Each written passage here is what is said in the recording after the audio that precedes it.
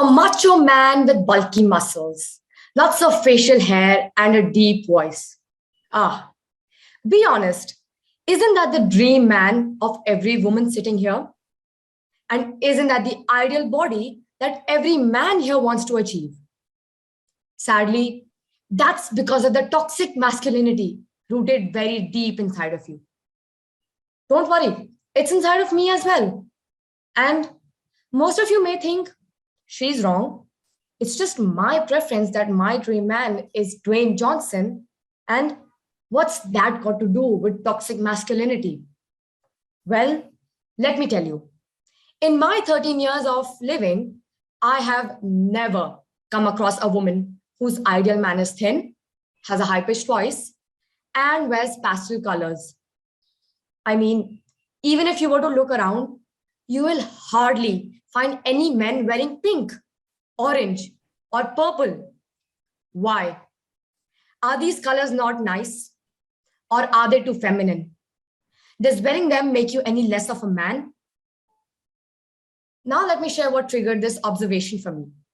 Recently, I gifted my cousin brothers a pink t-shirt each on Lodi. Keep in mind, they're 9. And one of them flatly refused to wear it. He said, "It's too girly, mama." And as much as that hurt me, it's not his fault.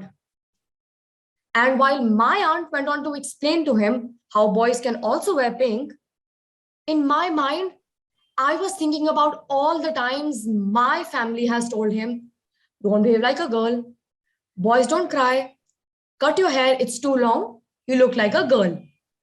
And at that point, I felt responsible for my brother's actions because I realized the extent to which toxic masculinity has been ingrained in us, especially in these young boys. These boys at 9 are at the precipice of puberty. And when that happens, bam, more confusion sets in, where you don't know what's right or wrong.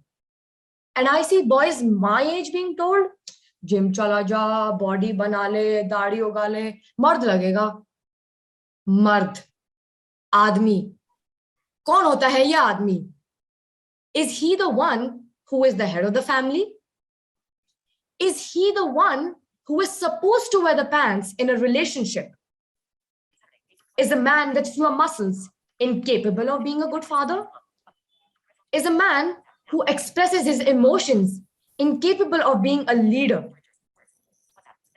So by the time a man reaches the age of 25, he's been told by society that he's supposed to look a certain way, dress a certain way, act a certain way, be the head of the family, all while suppressing his emotions. This is what leads to a patriarchal society. A society you and I both hate, but at the end of the day are the reason for it.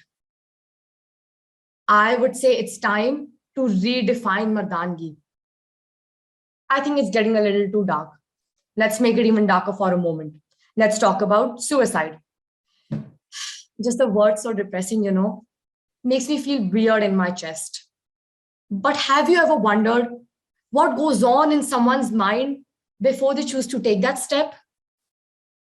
I believe they must have been under pressure, depressed with dark thoughts, and there must have been confused emotions boiling inside of them. What if I told you, out of all the suicides committed, 70% of them are committed by men every single day, as per AFSP. You see, emotions are something we all have. I feel them, you feel them. Then what's the point of bottling them up? They need to be expressed and discussed. Men, unfortunately, do not get that privilege. They are told not to cry, not to complain, to not make a fuss about the fact that they're under so much pressure, to be the protector, not to seek help, and be the ultimate provider. So let me share another example from my family with you. I know I have a very interesting family. So when my aunt was looking for a suitable match for my cousin's sister last year, the requirements put out by my cousin seemed rather absurd to me. The boy had to be tall, handsome, and well settled with a high paying job. Now you tell me, why is being tall a necessity? Can a short guy not be a good husband? Considering she herself is 4 feet 10 and something. So just imagine 4 feet 10 and 6 feet. I mean, and why is having a high paying job so important considering she herself has never worked a day in her life? Well, I guess the expectation from a good wife is to cook and keep the house and the kids squeaky clean while taking good care of her husband. And the good husband, again, remember, is the ultimate provider. Such stereotypes nurture the toxic masculinity that exists in our society. Why are boys not taught how to cook?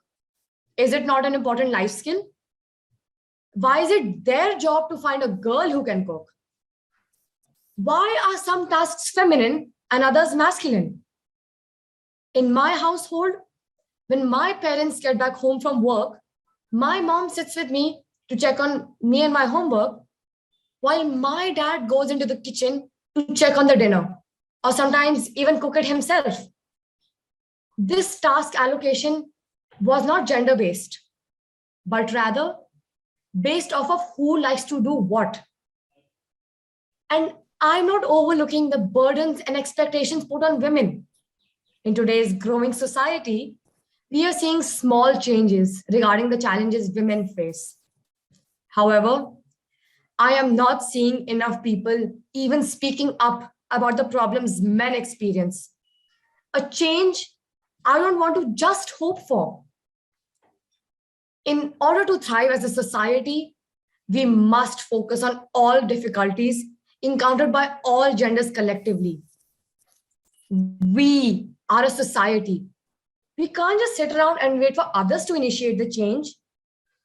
It's me who has to change to reconstruct this society. Let's make a small change, hope for a butterfly effect, and make the world a better place. It's easy to settle, to conform to the norms. But what I would be settling for is a toxic world where humans don't get to express themselves freely. And my small change is continuing to give my brothers pink clothes to nurture the change I want to see and telling them that I'm there if they want to share or need a shoulder to cry on. I have a shoulder too, and it can share the burden. Thank you.